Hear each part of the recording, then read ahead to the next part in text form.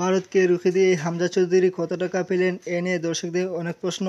তাই ভিডিওটি না টেনে সম্পূর্ণ ভিডিওটি দেখতে থাকুন এবং আমাদের চ্যানেলে নতুন হয়ে থাকলে চ্যানেলটি সাবস্ক্রাইব করে পাশে থাকবেন। ভারতকে তাদের মাটিতে রুখে দিয়ে পয়েন্ট আদায় করে নিয়েছে বাংলাদেশ দল, যেখানে বড় ভূমিকা ছিল প্রিমিয়ার লিগে খেলা হামজা চৌধুরীর। তিনি বাংলাদেশের হয়ে খেলে কত টাকা পাবেন, বাংলাদেশের ফুটবলের সবচেয়ে দামি এই ফুটবলার দেশের হয়ে খেলে কত টাকা সম্মানিত পেয়েছেন, সেই প্রশ্ন আছে অনেকের মনেই। ক্লাবে খেলে কারি কারি অর্থ উপার্জন করা হামজার তুলনায় সেই অনুপাতে জাতীয় দলের ফুটবলাররা যথাসামান্য সুযোগ সুবিধা সম্মানও দেশের জন্য খেলেন। জাতীয় দলে খেলে ফুটবলারদের সুযোগ সুবিধা বিভিন্ন দেশের ফেডারেশনের সামর্থ্য ও নীতির উপর নির্ভর করে। বাংলাদেশ জাতীয় ফুটবল দলের ফুটবলারদের সুনির্দিষ্ট কোনো ম্যাচ ফি নেই। জাতীয় দলের ক্যাম্পে থাকলে ফুটবলাররা 20,000 টাকা পেয়ে থাকেন। কিট, জার্সি, ট্র্যাকস্যুট পেয়ে থাকলেও বুট, অন্য সরঞ্জাম ফুটবলারদের নিজেদের ব্যবস্থা করতে হয়। জাতীয় দলের ক্যাম্পে ফুটবলাররা ইনজুরি হলে ফিফার ক্লাব প্রোটেকশন স্কিমের আওতায় বাফুফের ফিফার মাধ্যমে ক্ষতিপূরণ অর্থ সংশ্লিষ্ট ক্লাবকে প্রদান করছে গত কয়েক বছর যাবৎ।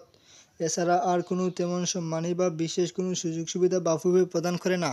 ইংলিশ প্রিমিয়ার ফুটবল লিগে খেলা ফুটবলার হামজা চৌধুরী বাংলাদেশের হয়ে খেলেছেন। 25 মার্চ ভারতের বিপক্ষে তার অভিষেক হয়েছে। বাংলাদেশের হয়ে প্রথম ম্যাচ খেলায় হামজাকে বাফুফে কেমন সুযোগ সুবিধা প্রদান করেছে এ নিয়ে ফুটবল অঙ্গে কৌতূহল রয়েছে। হামজা ম্যানচেস্টার থেকে বাংলাদেশে এসেছেন, আবার বাংলাদেশ থেকে ম্যানচেস্টার গেছেন। ইংল্যান্ড থেকে ঢাকা, ইংল্যান্ড বিমান টিকিট বাফুফে বিজনেস ক্লাসই প্রদান করেছে।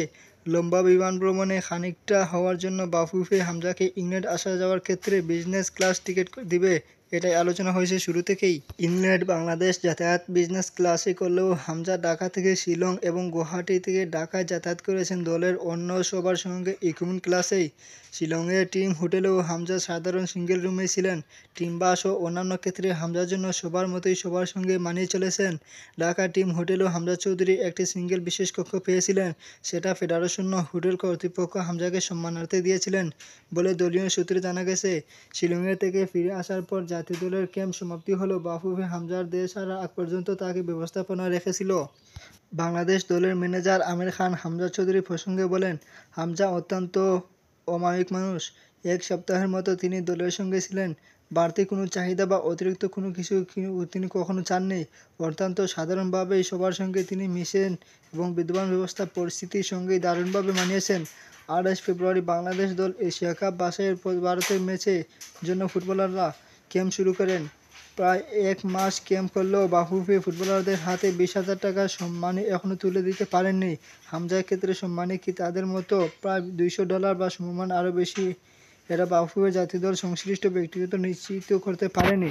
বিষয়টি বাফুফের সভাপতি জাতীয় দল কমিটির চেয়ারম্যান তাবিথ আউয়াল বিশেষভাবে দেখেছেন। তিনি এই বিষয়ে কোনো কিছু প্রকাশ করতে চান না। হামজা বাংলাদেশের হয়ে প্রথম ম্যাচ খেলবেন। ওই ঐতিহাসিক ম্যাচ দেখতে ইংল্যান্ড থেকে তার পরিবার এসেছে। হবিগঞ্জ থেকে অনেক শিলংয়ে উপস্থিত হয়েছিলেন। হামজার প্রথম ম্যাচ উপলক্ষে বিশেষ সৌজন্যমূলক কিছু ব্যয় হয়েছে বলে জানা গেছে ফেডারেশনের সূত্রে।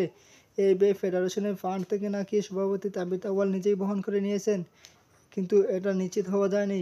যদিও ইসিবি ব্যাংকের সঙ্গে চুক্তি স্বাক্ষর অনুষ্ঠানে বাফুফের সভাপতি বলেছিলেন, হামজার সফরে ইউবিসির সহায়তা রয়েছে। ফেডারেশনের নির্বাহী কমিটির অনেকের ধারণা, বিজনেস ক্লাস টিকিট ও আনুষ্ঠানিক সৌজন্যমূলক মিলিয়ে $5,000 থেকে $6,000 মতো ব্যয় হয়েছে হামজার জন্য।